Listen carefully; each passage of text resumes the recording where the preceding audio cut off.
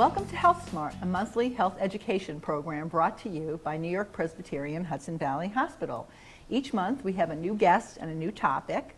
And this month, I'm really excited to have on our show our hospital president, John C. Federspiel, and our vice president of finance, Mark Webster. And we're going to talk about some exciting news today.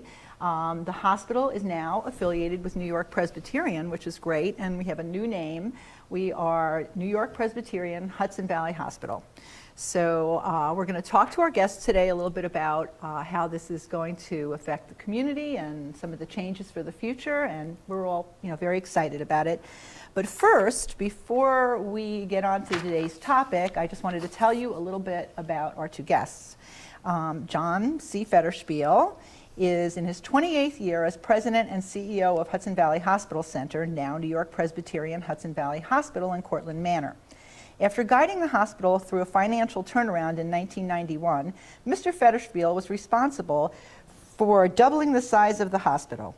In 2010, the hospital completed a $100 million renovation, the largest in Westchester that year, and the following year the hospital opened the Cheryl R. Lindenbaum Comprehensive Cancer Center.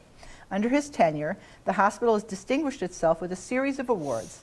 It received national recognition from Press Ganey as one of the best employee satisfaction success stories. Westchester Magazine also voted the hospital as one of the best places to work in Westchester. Under his leadership, the hospital earned the coveted Magnet Award for Nursing Excellence and most recently was named one of the safest hospitals in Westchester, as well as a top performer on key quality measures by the Joint Commission, the leading accreditor of healthcare organizations in the United States. New York-Presbyterian Hudson Valley Hospital now employs about 1,200 people. We also have on the show Mark Webster. Mark is the Vice President of Finance and Chief Financial Officer. He has more than 30 years of experience in financial and operational management within complex progressive organizations. Mark has been the VP of Finance and CFO since 1989, overseeing management information systems, finance, revenue maximization, centralized scheduling, engineering, and patient accounting. So welcome. Thank you. I'm glad to have you both on the show. So I'm really excited to talk about this because it's been 2 years, Yes. 2 years or more in the making, coming to this day. And on January 28th, we officially became New York-Presbyterian Hudson Valley Hospital. So I thought, who better to have on to kind of explain the process and also just a little bit about, what is this going to mean for the community and for the hospital? Sure. Well, thank you for having us today, Victoria, and this is a great opportunity to communicate to all of our viewers the significance of this landmark decision by the Board of Directors to affiliate with New York-Presbyterian. New York-Presbyterian came together in the 1990s, two very large institutions in New York City that combined their strengths to create what is now the #1 ranked tertiary academic hospital in New York, according to U.S. News and World Report. Of course, they have the two medical schools, the two Ivy League world-renowned institutions, the Columbia University Medical School and the Cornell School of Medicine. So the two medical schools combined with the two institutions and the other components, they have the Westchester Division located in White Plains, which is primarily a psychiatric facility. They have a facility in downtown Manhattan. They have facilities in Queens and the boroughs. It's about a $5 billion organization with 23,000 employees.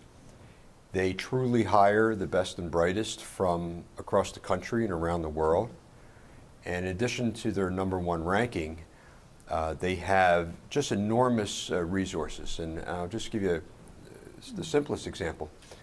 When the Ebola crisis hit the United States this past September, as a freestanding hospital, Hudson Valley would have had a very difficult time adjusting quickly to all of the new requirements. As you know, between the CDC and the federal government, the state government, the mandates were coming almost hourly. New York-Presbyterian took the lead and was able to coordinate an effort among all of their hospitals that was just extraordinary. And at the time, we were still finalizing the details of how we were going to proceed with the affiliation, but we were able to avail ourselves of their guidance by participating in some of their discussions and learning from their experts that they have, throughout metropolitan New York. And it really, made our Ebola response very crisp and very appropriate. Well, I think that's just a really great example of how, the affiliation is going to play out for the hospital. I mean, we now have this tremendous resource in Manhattan, and as a consequence, our patients have this tremendous resource. So. Yes, so for the community, we have a wonderful emergency room. We see over 40,000 patients per year. We still have the only no-wait emergency room in the entire metropolitan New York area. We're celebrating our 10th anniversary this August. And although we have a full-service institution, we do not offer every service. And that's why many community hospitals are affiliating with academic tertiary partners. When you look at the distance from here, let's say down to the Columbia campus, it's a very, very reasonable commute and drive down there. So if someone is in our emergency room who requires a service that we do not provide, we will be able to transfer that patient down to the Columbia campus in very, short travel and timing.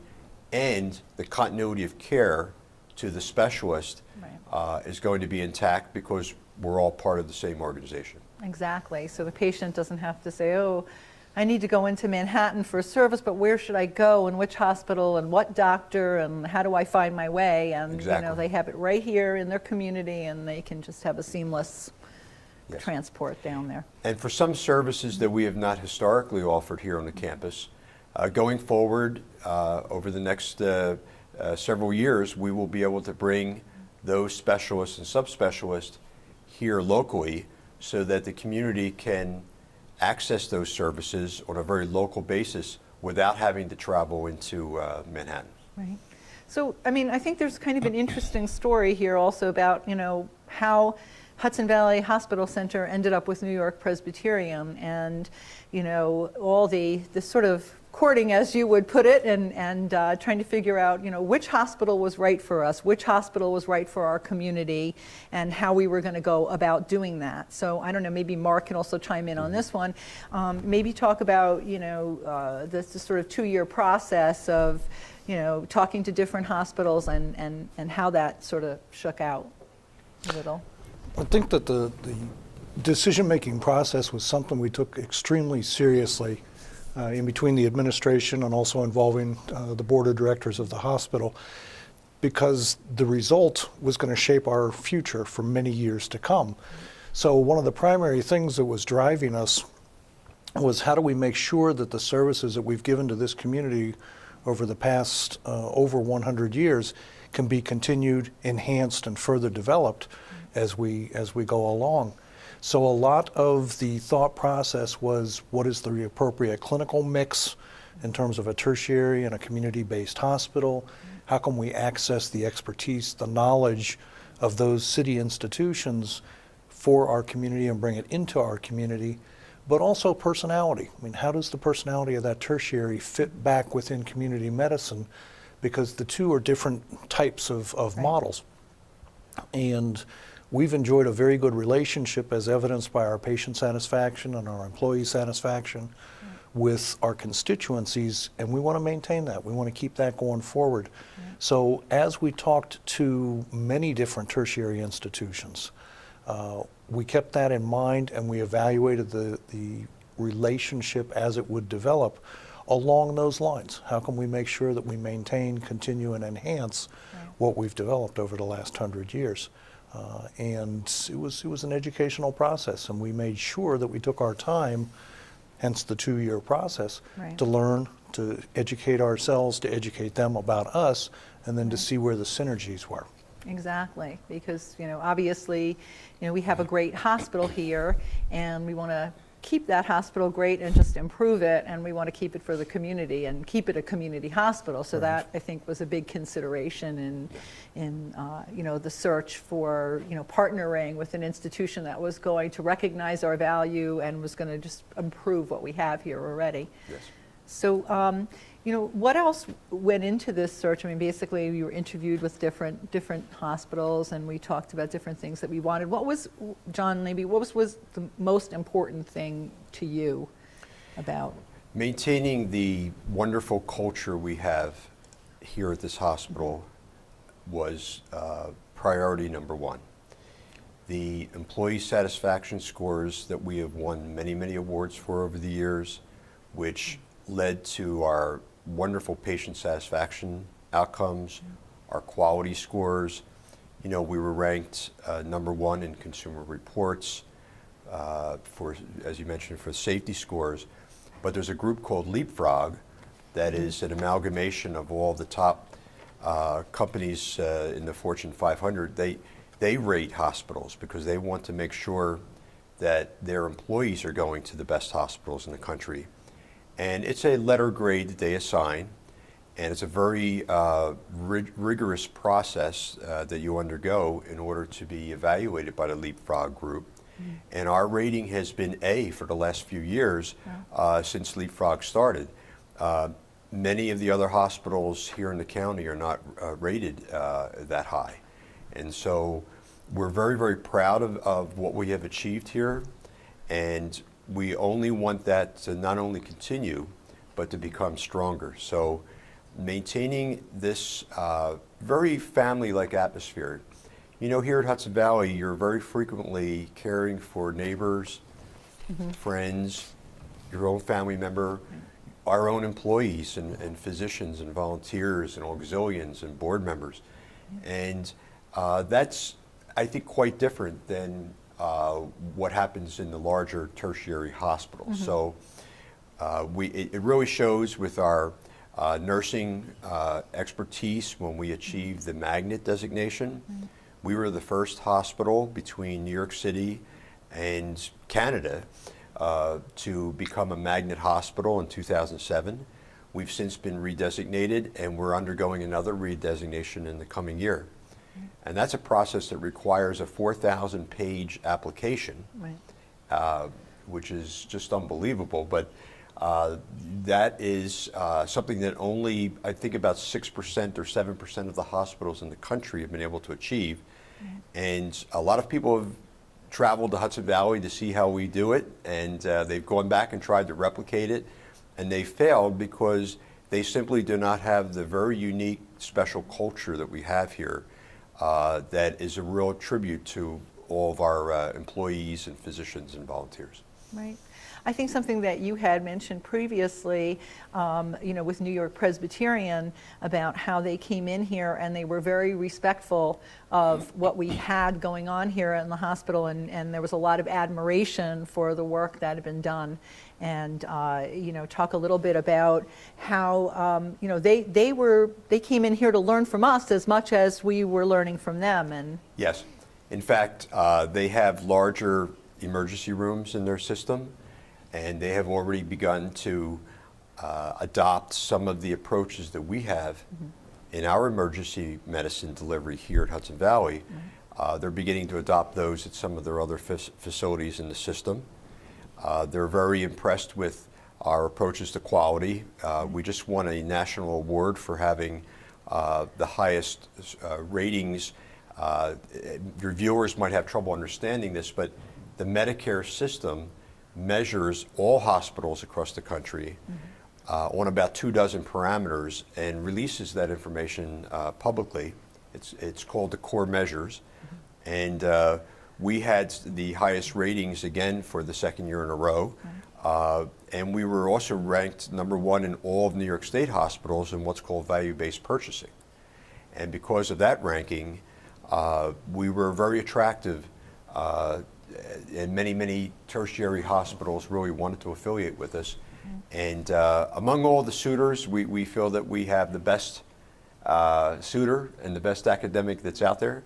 And we feel that the community is really going to be in great hands for many, many years to come. Right, absolutely, because what we had talked about, maintaining the whole atmosphere of the community hospitals. You have sort of the best of both worlds. Right. With the community hospital and the caring and the personalized service that you get, as you mentioned, knowing people in the community and just knowing their needs, something that's a big challenge for some of these larger institutions where it becomes impersonalized, but they may have great technology. So we kind of have the best of both worlds. So, I wanted to talk a little bit also about, this obviously is not unique to our hospital in terms of affiliating with the larger institutions and what's going on in the larger world of healthcare right now and how this, affects all of us. And I thought maybe, Mark, you could talk a little bit to, why is it that we are seeing, really literally all of the hospitals in Westchester are now affiliated with some larger institutions. So there's obviously a reason behind this and, how this is going to play out for the future of healthcare and what's going on. I think there's a couple of big driving factors. One is that the way that the industry is going, we're being driven towards reaching out into the patient's community, home, daily living to try to enhance their health so that they don't need to come into the hospital. So that necessitates a larger environment and a larger network of primary care and specialty care physicians so that you can achieve those goals of enhancing the person's daily living health. And in order to do that, you need size. You have to have medical staff, you have to have geographic coverage, you have to have the ability to cover the patient from primary care up through secondary and up through tertiary. So that means that these alignments allow you to have the breadth of service and the depth of service to achieve those goals. Yes, I guess what happens is it becomes quite costly to duplicate services over and over again in smaller hospitals, having to buy the equipment and all the cost of healthcare is tremendous, especially the technology, and having to reproduce that in all different places. And so now we're kind of working together. Well, when Mark goes out to buy a new MRI, he's probably going to spend at least $2 million, at least in the past. Now with the leverage we'll have for buying power, being part of an academic medical center as large as NYP is, they're able to buy an MRI, not for $1 million, but they're able to buy it for less than what we can buy it for. So those types of savings will begin to accrue, which gives us that much more ability to be able to do some greater things locally than we've been able to do in the past too. Right. So, obviously, not only the cost, savings, but really having all that expertise. It's kind of like having a big brother to sort of, watch over you. And we're certainly, contributing to that relationship as well. Yes. So I think that people in the community are, I don't think they really know what's going on yet. I think they see the new signs up in front of the hospital, and they've heard, word out there that, we're part of NewYork-Presbyterian. I think everybody's sort of like excited and sort of waiting to see what will happen. But I just wanted to kind of show a couple of things. We have, some advertising that's going to be going out. So if you haven't, seen the signs up at the hospital, you may have seen this ad that's now running. This is obviously where now amazing things are happening at Hudson Valley. And a great hospital just became amazing, which I think that this is really indicative of what we're talking about, right? About a great hospital becoming amazing. Yes, yes. They have enormous resources and great depth in all of their support areas. And it's very exciting for us to be able to take advantage of those resources, no matter what the subject is. Hospitals are very complex organizations. You mentioned we have over 1,200 employees, but we have about 240 different positions here at the hospital that make up that employee workforce. and we have a lot of specialists, if you will.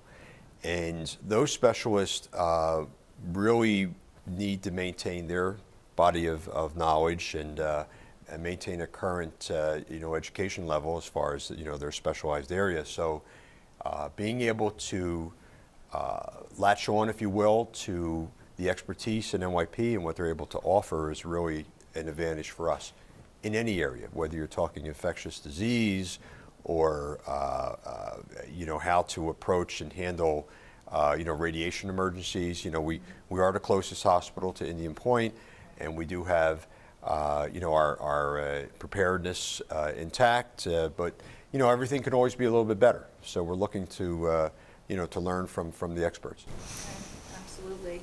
So, I mean, in addition, we'll be bringing in some new people. There'll be some new positions that will come in as a result of this, and we'll have the same great staff here. I think people, yes, wanting to know that you're still going to come here and be able to see your doctor that you've been used to and has been seeing, and work with the great physical therapists that we have and the people in the wellness club, or whoever our employees are. That there's really not going to be any major change in that. I think that people are always concerned when there's a change with something that there's going to be a major change, but I think it's only going to be an enhancement and an improvement. Yes, it's all about taking everything that's great and making it even better, and that's really what what this is all about. Certainly, no one ever wants to tinker with something that already works fine, and this is a well-run organization. We have just our bedside nursing, all of our support departments, all of our outpatient services. The commitment of the staff is just second to none. And as you know, we've been through some recent snowstorms.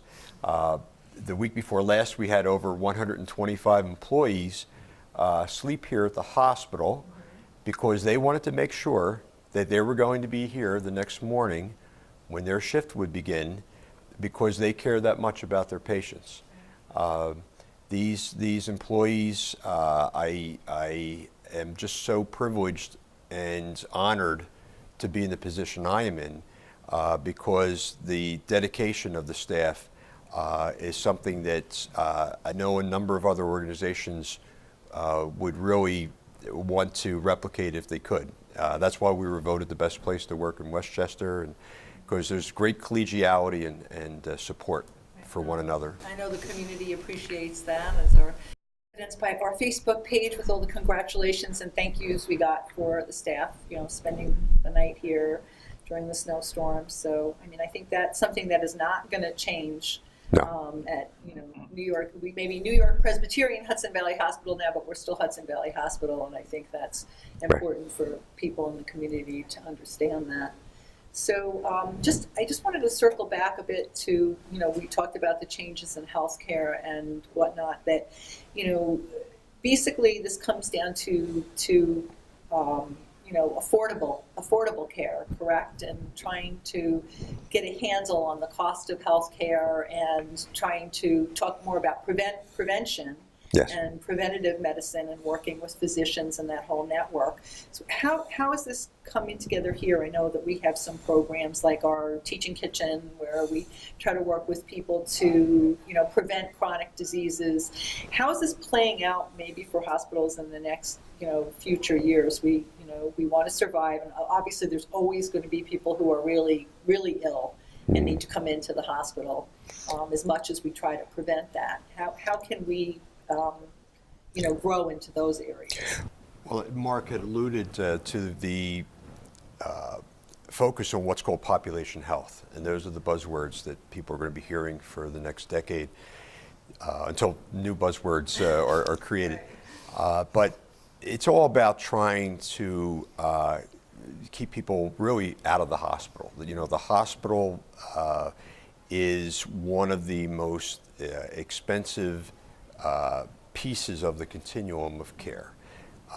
And obviously, if you can keep someone at home and care for them appropriately through home care and the other resources that are out there in the community, that's better for the patient, it's better for the family, but it has to be done properly. And I think initially there was almost too aggressive a movement in that area. You never want to have anyone in an unsafe situation where they're in a home that's not properly equipped, let's say, for someone who's just recently the victim of a stroke and is at a fall risk and so forth. So you want to surround the patient with as many services as possible after their hospitalization so that they do not return to the hospital. And that's going to really be the focus going forward, is this emphasis on the medical home.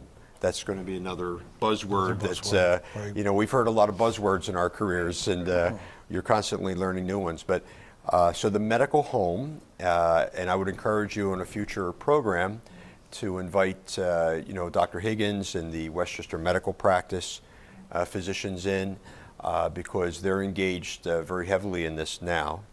And it's all about reaching out to the patient to make sure that they're taking their medication properly, especially a patient who's been recently discharged from a hospital, to make sure that they understood the instructions that they were given and that they're following those instructions.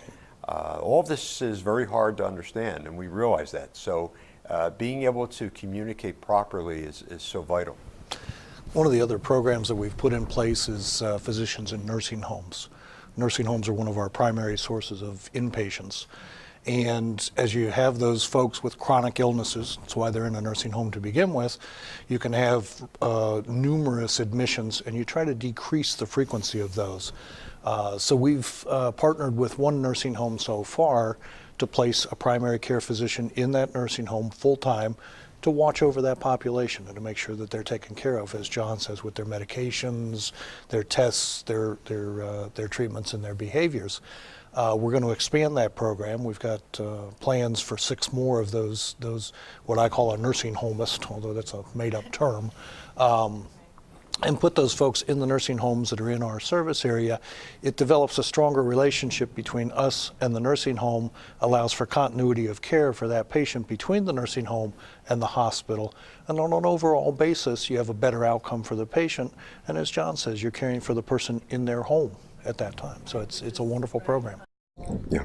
So, I mean, I think we have some very exciting things going on here. I mean, I think the future of healthcare it's a little bit new now, and I think everybody's sort of tentatively walking out there, but I think that it's kind of going in the right direction, and that you know, people are taking more responsibility for their own health, and you know, we're working more out in the community with people, and I think that's a good thing. Yes. So I really appreciate having you both on here on the show tonight. We you know, this is a really exciting time for the hospital.